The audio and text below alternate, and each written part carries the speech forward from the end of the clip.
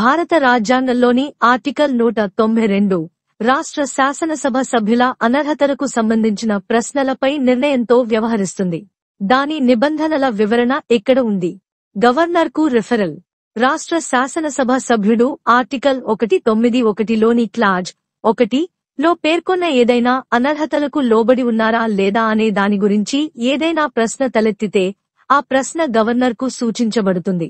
అనర్హత ప్రశ్నకు సంబంధించి గవర్నర్ తీసుకునే నిర్ణయమే అంతిమంగా ఉంటుంది.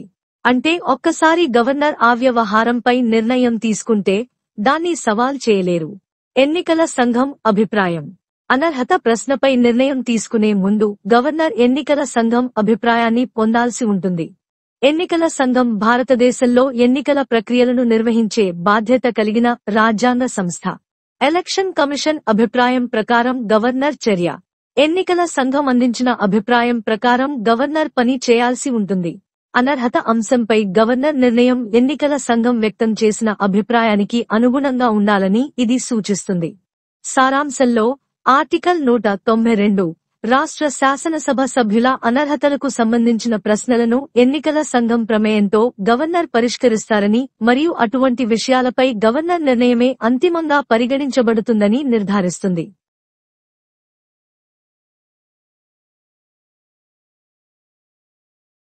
భారత సంవిధానము.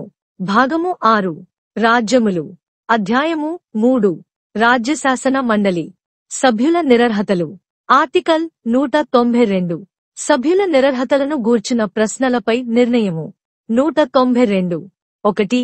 రాజ్య శాసనమండలిలోని ఏ సదనము యొక్క సభ్యుడైనను 191వ అనుచ్ఛేదము సభ్యుల నిరర్హతలను యొక్క ఖండము 1 లో పేర్కొనబడిన నిరర్హతలలో దేనికైనను లోనైనాడా అను ప్రశ్న ఉత్పన్నమైనచో ఆ ప్రశ్న గవర్నరు నిర్ణయమునకే నిర్దేశింపబడవలెను. గవర్నరు నిర్ణయము అంతిమమైనదై యుండును. 2. అట్టి ఏదేని ప్రశ్నపై నిర్ణయము చేయుటకు పూర్వము గవర్నరు ఎన్నికల కమిషను యొక్క అభిప్రాయమును గైకుని అట్టి అభిప్రాయానుసారము వ్యవహరింపవలెను.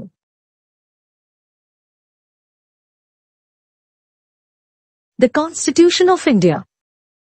Part 6. The States. Chapter 3. The State Legislature. Disqualifications of members. Article 192. Decision on questions as to disqualifications of members. 1. If any question arises as to whether a member of a house of the legislature of a state has become subject to any of the disqualifications mentioned in clause 1 of Article 191, the question shall be referred for the decision of the governor, and his decision shall be final. 2. Before giving any decision on any such question, the governor shall obtain the opinion of the election commission, and shall act according to such opinion.